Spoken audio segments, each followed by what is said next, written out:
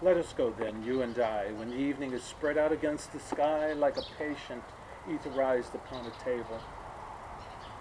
Let us go through certain half-deserted streets, the model retreats of restless nights in one-night cheap hotels and sawdust restaurants and oyster shells. Streets that follow like a tedious argument of insidious intent to lead you to an overwhelming question. Do not ask, what is it? Let us go and make our visit.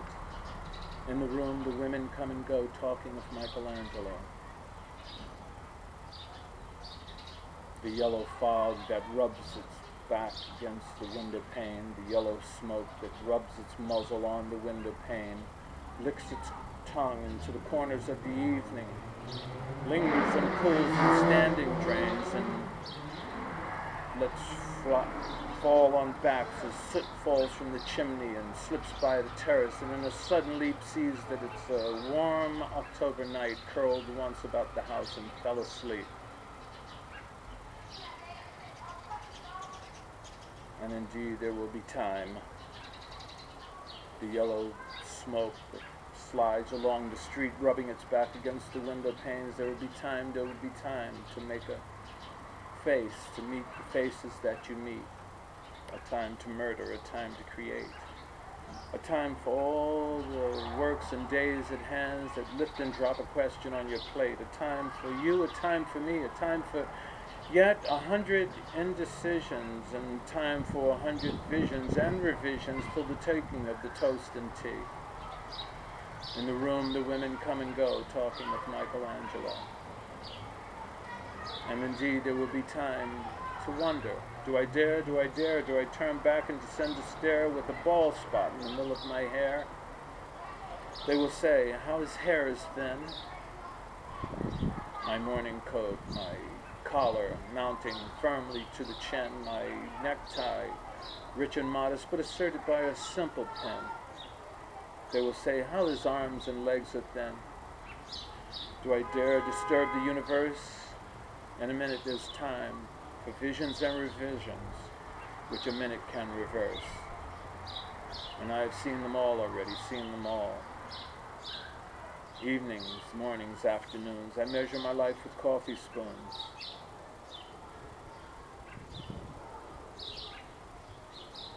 I hear the voices dying, with the dying fall from beneath the music from afar the room, so how should I presume? And I've seen the eyes already, seen them all, eyes that fix you in a formulated phrase, and when I am formulated, sprawling on a pin, when I am pinned, wiggling on the wall, how do I begin to spit out all the butt-ends of my days and ways, and how should I presume? And I've seen the arms already, seen them all, arms that are braceleted, white and bare, but in the lamplight, down with light brown hair. Is it perfume on a dress that makes me so digress? Arms that lie along a table or wrap about a shawl. Should I presume? How do I begin? Shall I say I left at dusk through narrow streets and watched smoke rise from the pipes of lonely men in shirt sleeves, leaning out of windows? I should have been a pair of ragged claws scurrying across the floor of silent seas. In the afternoon, the evening sleeps so peacefully, smoothed by long fingers. Asleep, tired, or it malingers.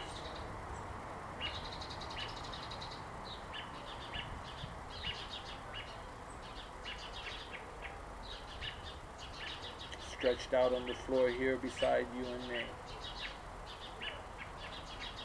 Is it the cakes, the teas, the ices, which will give me the strength to bring this moment to its crises?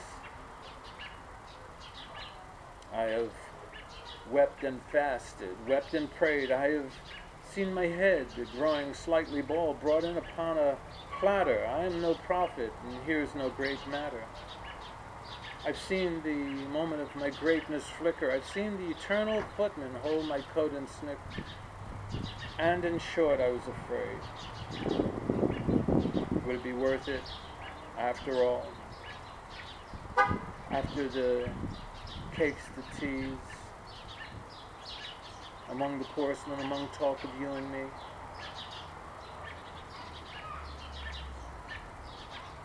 Would it be worthwhile to bite the matter with a smile, to squeeze the universe into a ball, to roll it towards an overwhelming question, to say, I am Lazarus, come from the dead, come back to tell you all, I shall tell you all. That if one settling a pillow by her head should say, that is not what I meant at all, that is not it at all. And would it be worth it after all? Would it be worthwhile after the sunset, after the dooryards and the sprinkled streets, after the novels, after the teacups, after the skirts that glide along the floor, all of this and so much more. It is impossible for me to say exactly what I mean. But as a magic lantern, throw nerves and patterns on a screen. Would it be worthwhile if one settling a pillow, throwing off a shawl, or turning towards a window should say, that is not it at all, that is not what I meant at all.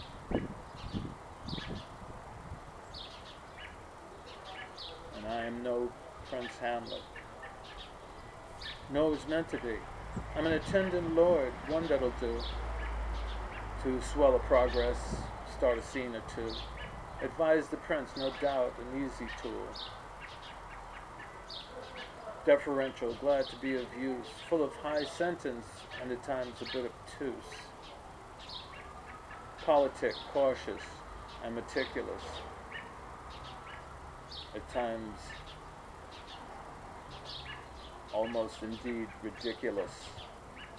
Almost at times the fool.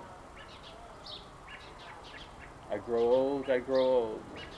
I shall wear the bottoms of my trousers rolled. Till I part my hair behind, do I dare eat a peach? Shall I wear white flannel trousers and walk upon the beach? I have heard the mermaids singing each to each. I do not think they will sing to me. I saw them riding seaward on the waves, combing the white hair of the waves blow back as the wind blows the water white and black. We have lingered in the chambers of the sea by sea-girls, wreathed in seaweed, red and brown, till human voices wake us, and we drown.